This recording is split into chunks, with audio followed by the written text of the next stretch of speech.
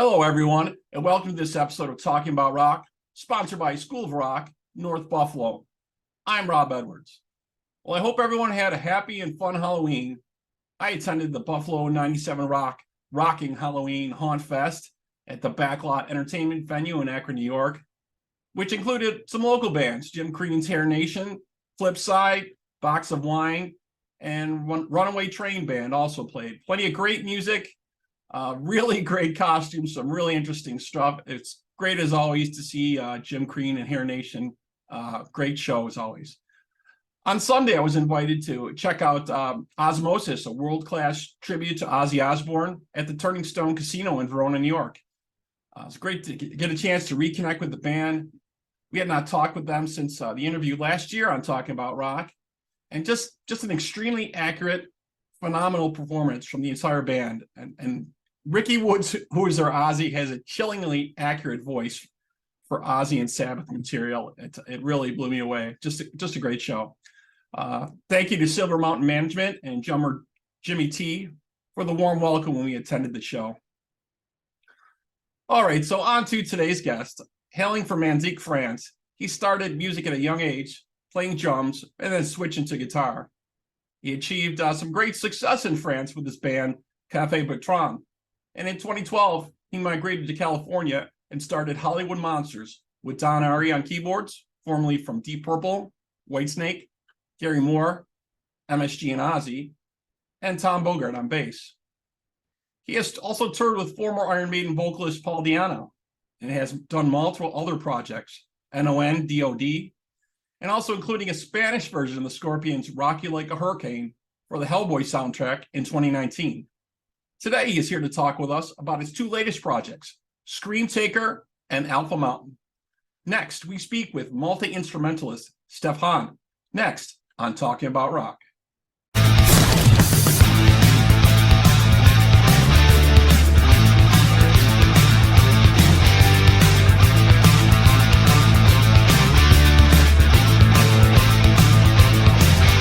All right, so let's welcome to the show Steph Honde. Hello, Steph. How are you? Hello, I'm good, thanks. Great. So we just caught the audience up on your past history and quite a lot of stuff there. But we're really here today to talk about your more current events and things that are going on. And you have an amazing album out with Scream Taker, Kill the Beautiful, which is great. I talked to Jim and Vinny a couple of weeks ago. So tell us a little bit of how you got involved with Jim Crean and Vinny Appice and you guys got together for this project. So the thing is, I know Jim for quite some time now. I think I started working with him on his solo album, the London Fog. Right. You did some work on there. I saw on there. The Scream Taker track is actually on there. Yeah. You guys did, right? Yeah. And I think it was maybe like 3 or 4 years ago. I don't remember. And yeah, the Scream Taker was the first song on this album, I think, I remember well. And we started working on the Scream Taker album during the first month of the pandemic. And it had to be really different, the recording process this time right now, because it was probably during COVID, right? Or just before? Yeah, first month of the lockdown. So we were bored and we decided to write a new album. And the process in the beginning was pretty quick. I mean, we wrote the songs, I don't know, maybe in 2 weeks. Oh, that is fast. Yeah, that is pretty quick. Even sharing files and stuff like that. Yeah. That's very quick. I was writing the music. I was playing everything. Then I would send the music to Jim, and he would send me back his vocals. And yeah, I think it took us like 2 weeks. So in 2 weeks, we had the song, the demos, and everything. And then we had to send the demos to Vinny, and that was it. But it takes a lot of time because, you know, when I'm in France, is on the East Coast, Vinny is on the West Coast. And, right. So Vinny has to record the drums. He has to send me back the drums. I have to do a pre-mix, rough mix, and it took forever. Like it took 2 years. That's a while. And you seem to like to use many diverse sounds. I see you've cited influences such as like Pink Floyd and Frank Zappa, and I hear some of those influences in Screen Taker and Kill the Beautiful, for example. Really? Frank Zappa? Yeah, I'm a big fan of Frank Zappa, but I didn't know you could hear that. Right. But yeah, I think you have like an oboe type sound in there and Kill the Beautiful or something like that in the beginning, right? Where it starts out a real mellow type of sound. I could hear some of those type of influences. The thing on this album, the thing I like on this album, is like everything is real. There's no, I didn't use any plugs in or whatever. I did use a real amp, a real guitar. They need to use real drums. There's no auto tune or whatsoever, because nowadays everybody has electronic drums and everything is, even in the metal scene, everything is kind of fake. Right. And on this album, everything is real. There's no, some of the guitar solo are done in one take, because I wanted to keep the live feel to it. The live feel, yeah, you can definitely sense that. Yeah. The goal was like we wanted to be like we were playing all together live. So there's some things like I'm not super. I hear some mistakes, but I'm like, I think it's better this way, because it makes the album very alive. Yeah, I definitely love the feel for it, and I think they did a great job for you on it. Spoke to Artie Dillon too, the producer, a couple of weeks ago, and I really like what he came up with on that. Definitely some really cool licks from you, some really interesting solo pieces. Maybe you got some of that influences because you actually performed back in the day with Deep Purple too, as well, right? You did some stuff with them, right? After 1 year with them, I did like 43 shows opening for them, and then opened twice for AC/DC in the two biggest stadiums in France. That was pretty cool. That has to be excellent. Yeah, And definitely like touring with those guys. Yeah. Few weeks, I think, later, I got to play for Paul Di'Anno. Right. I see you toured with Paul Di'Anno for a while as well. Yeah, we told the folks about that. And you wrote a Spanish version of "Rock You Like a Hurricane," or you played a Spanish version of "Rock You Like a Hurricane" by the Scorpions for the Hellboy soundtrack, which I thought was really neat. Yeah. Yeah, I was asked to do that because I don't speak Spanish. But, so the thing is, one day I woke up in the morning and I received an email asking me if I wanted to sing on a cover for a movie project. And I was like, yeah, sure. I didn't know what that was. And then I think that maybe a couple of days later, the guy says to me, "Oh, I think it's for like a pretty big movie." I was like, "Oh, even better." And then maybe a few days later, because it was a super long process, and said, "Yeah, that's for the new Hellboy movie." I was like, right. Wow, yeah, great. They want a cover of "Rock You Like a Hurricane." Yeah. Yep. I said, "Yeah, okay," but they want you to sing in Spanish. Why? Why? Why? It was for the Spanish release, or they thought there was more audience there, or it's because I understood once I saw the movie. It's because on the first scene of the movie, there is a fight scene in Mexico. Oh, I see. Okay, so they wanted to give it that feel, right? Yeah. So while the Hellboy is fighting a vampire, you can hear me sing "Rock You Like a Hurricane," and so they told me, "Okay, now you have to do it, but you have 4 days to do it." Like, oh, that's kind of a short time frame there. Yeah, I'm going to do it anyway. And so they sent me the lyrics in Spanish. They sent me a video of a guy reading the lyrics, a Mexican guy. So I had to mimic everything he was saying. And but the good thing is Spanish and French is kind of, there's a lot of things that are like similar. Yeah, I could like understand the lyrics a little bit, and then once I was done with the vocals, they told me, "Do you want to play the guitar solo?" I said, "Yeah, sure." So, sure, why not? Why not? That way they don't have to hunt around. Well, you're a multi-instrumentalist. You play so many different things. You started as drums, then you Yeah. switched to guitar.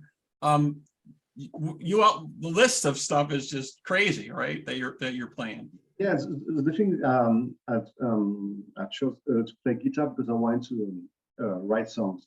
It's not because I like the guitar or I mean um, because I like guitar or whatever. It's because I wanted to write songs because as a drummer I couldn't write any. Right, exactly. You got to be either a guitarist or a really professional pianist and really be into piano. Yeah, so my thing was I want to write songs. That's that's the thing I like the most even these days. Like I mean, when I listen to the Scream Tech album, I feel proud because it's like that's my music, and Vinny plays the drum part on my song. That's pretty cool. Jim is singing on my music, and Yeah, I think it's a great matchup with you guys on this project. I really yeah. do. I really like the tracks. You know, I got to listen to some of it early. The song Stone Cold. Yeah, I wrote the song like maybe 15 years ago. really. I mean, the music. The music, And okay. yeah, it was while I was doing the tour with Deep Purple. Oh, And okay, nice. yeah, and I was like, okay, I would like to write a song with Vinny in mind. So I didn't know him back in the days. I was like, yeah, because I used to love the way he played. I mean, I still love the way he plays. Right, outstanding drummer he is for sure. Yeah. So many different things. One of Sabbath, my- Dio. One Yeah. of my 5 top favorite drummers ever. I was like, oh, I would like to. I'm going to write a song with him in mind, like something super slow, heavy, and so I did a demo for that song, and then I lost the tape. Oh, Yeah, and when we did the Scream Taker album, I don't know why I remember this song. I mean, I remember okay. everything, the chords and everything. So I've tried to record it again. Right, right. That was it. And the guitar solo, it's first take. Yeah, the drums are really, really heavy in that. You can Yeah. you can hear it so much Vinny in that for sure. Really Yeah, nice. but that's the good. I mean, the thing I like with this album is like we wanted us to really enjoy playing the songs. So my goal when I was writing the songs was to I was thinking about being like, okay, now I'm going to write something super slow because he would have all the time to do his drum files and everything, like something like Kill the Beautiful or Sharon Murals, things like that. Right, and the lyrics from Yeah. Jimmy and the vocals And- are so haunting for so Yeah. many of those songs, like especially Stone Cold. I think that's the first track you guys came out with. Yeah. And Yeah, I like some of the other tracks a lot as well. Burning Flame and on Straight Line on the Straight Line. So many other cool tracks on there too. Yeah, and he did some really amazing lyrics.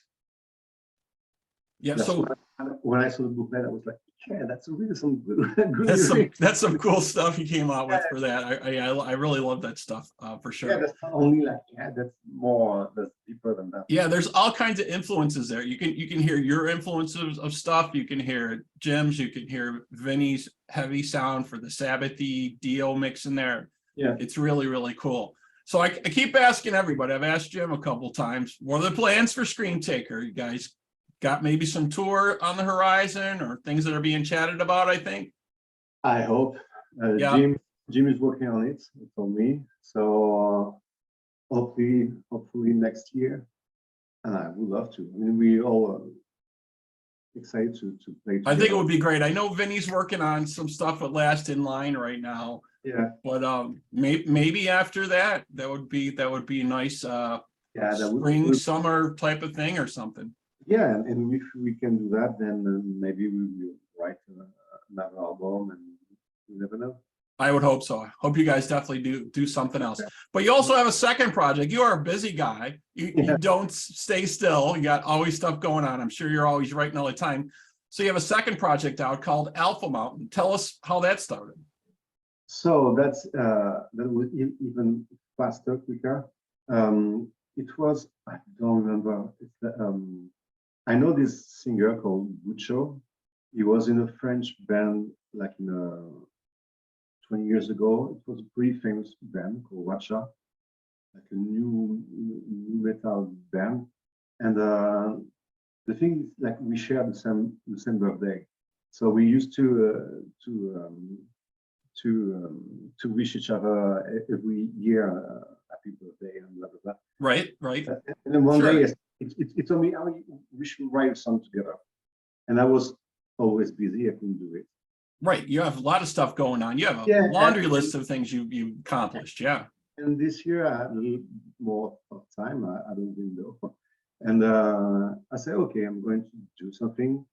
And I wrote the first song of the album called Serenity, and it was like it has deep purple feel to it, and Very much. Yeah. and so the thing we wrote the album in just 1 week, the whole thing in just 1 week, and Wow. so the process was very I mean, kind of weird, because half of the album was me writing the songs, and then I would send the songs to him, and he would write the lyrics as usual. And half of the other album, would be him sending me vocal parts, Right. without any music, without nothing. And you I just would- work music around it and stuff. So you had two different ways that you made it. So It's very complicated, but it's great because that gives you more ideas, because there's nothing. So you have to. So there's a Right. song, the last song of the album is called "What's Going Wrong," and that it was written this way. So I had just the voice, and I took the piano, and I just played it, and it was, okay, that's the song. yeah, it's definitely good to mix that up. I've seen a lot of artists talk about that, how when they get in the studio, sometimes they like to change it up. They come up with new creative ways. You know, back in the day, they were playing with click tracks. I think Def Leppard talked about that. They worked actually backwards when they did their songs for Pyromania. Yeah, the thing is that you have to take chances nowadays, because I think personally that everything is kind of the same these days. Like the metal scene, there's a lot of things that sound alike, and so I was thinking to myself, there is nothing to lose anymore. There's no big bucks or everything, so you have to take some chances and do whatever we feel. So there's no the Alpha Mountain album is kind of weird, because there's no there's some prog-ish music, there's some metal feel to it, there's some I don't know, there's some things that remind me of the Phantom of Paradise. I don't know if you remember this movie, and it's all over the place, but I don't care. I want to write something unique. Well, that's great when you put a little bit of everything in there. You know, you're pleasing a lot of people, right? So you're putting all these different bits and pieces in there, mixing it together, and see what comes out. So I really liked what I've heard of it so far. And you play so many instruments. Do you have some favorite gear that you prefer to like to use on some of these albums, or when you're playing, or effects or anything? Or I'm not a gear guy. I just play what I have in my hands, but I mostly play Gibson and Telecaster. Mostly Gibson, but I just plug my guitar in my hand, and that's all. so you're pretty much straight, maybe a little distortion or like something like that, or like back in the days. I don't. To me, I mean, I remember when I used to live in LA. I was friends with Tim Bogart, and he told me one night at his place. He told me, you know what? When I go on stage on tour, I use like a $300 bass. Nobody can hear the difference between $300 bass or 3001. It's all in the fingers. And when he said that to me, I was like, yeah, you're right. Exactly. Straight into the amp. And that was when you first came out to California back then. Yeah, it was in 2010. Yeah. So that had to be That'd be like a real culture shock for you, right? Coming from France to the Yes. US. What was probably the weirdest or biggest culture shock? Do you remember like that something was like, oh, that's so odd, seeing something like that? Or Not really, because there's so many movies made in Hollywood and LA. So as a foreigner, when you go to LA for the first time, you're like, oh, I know this place. Oh, I know this place because I've seen that one in the movie, that one in the movie. right, So, right. So the place was there any cultural things that you found a little different or that? yeah, the people are different. Yeah, Yeah, it's not because I don't know how to explain that, but in Europe, maybe especially in France, we are not afraid to I don't know, be friendly. Like we can. wave to someone and say hello, right? Yeah, Well, I'm in Buffalo, so that's how we are. We're like very much about community, about talking to each other. Like you walk outside, you have a neighbor you might not really talk to, but you still say hello and that type of yeah, thing, right? LA is not the same. Right. I was like, everybody's super polite, but there's a distance between the people, and you can just show up to somebody's house and be, hey, let's have a drink. You have to call Right, first. right, make right. appointments. Right, exactly. You don't just stop over unannounced, right? I think the weird thing to me when I was out there in the 90s for a little bit, just kind of checking things out, some of the different sites to see. And the weird thing that struck me was when you would just walk into a crosswalk, all the cars would just stop. Boom, right away. Yeah. They would just stop. That's- It's not like that in New York. It's not like that in a lot of other places. It's not like that in France, believe me. Nobody stops. Nobody cares. Yeah, I was kind of amazed by that. It was nice, but I wasn't expecting it, right? But I loved LA. I mean, that the best years of my life, and I can't wait to go back there. And so, yeah, and I got to meet Vinny and everybody. It was great. I mean, everybody was nice with me, and I didn't have to suffer too much to make myself known. Because the thing that was complicated is that I just left on a vacation to LA without nothing. I just had a suitcase, and that's all. I didn't know how to speak. I didn't know the language. I didn't know anybody. Yeah, that'd be a little scary for I sure, just right? had an appointment with Tim Bogart. That's all. I said, okay, I'm going to try it. And that was a bit scary in the beginning. Right. Yeah, I'm sure. And you said you're heading back. Are you going to head back permanently, or are you just going to kind of go back and forth for now? I have another band again called SSB. It's a French band, and it's a prog band. And we're planning on touring maybe in LA and Santa Barbara in maybe next September. So there's a lot of chance I'm going to be back next year just to play. So maybe with Scream Taker and this other band. And yes, I would love maybe one day to go back to the US because I really love this country. Yeah, we'd love to see you play. Definitely. We'd love to see some shows, some Scream Taker out there and wherever you guys can get dates. Touring on the Alpha Mountain project, you think, or is that way down the road? I don't know yet because it's complicated because it's show the other singer as other commitments. Yeah. So I don't know. Yeah, and you're juggling 3 bands right now, right? Trying to figure out. Yeah, and I try to always keep busy because my thing is I try to always create something new every day. I don't know. I always feel this way. So I have to come up with something new every day. Because to me, if I don't do anything, I feel like I'm dying. Right, you feel like you haven't accomplished something, or yeah, I need you haven't, right. Something. So maybe in 6 months I will have another project. But this SSB band, I think that's something that's going to be pretty amazing. Yeah, we really hope you see you doing that. Well, we thank you so much for taking your time today with us and speaking with us. It's been great. And folks out there, you want to check out the project from Scream Taker and the new Alpha Mountain project that Steph's got out. Some great tracks on there. Really appreciate you being with us today so much. And if you folks out there want to know more about us, you have questions or comments, please feel free to email us at talkingboutrock@gmail.com. Please like us and follow us on Facebook, Instagram, and Twitter. And as always, the video for this interview will be on YouTube soon. You can catch it on all the streaming services, the audio. Steph, again, thank you for being with us today, man. Bye. See you Have a good soon. one.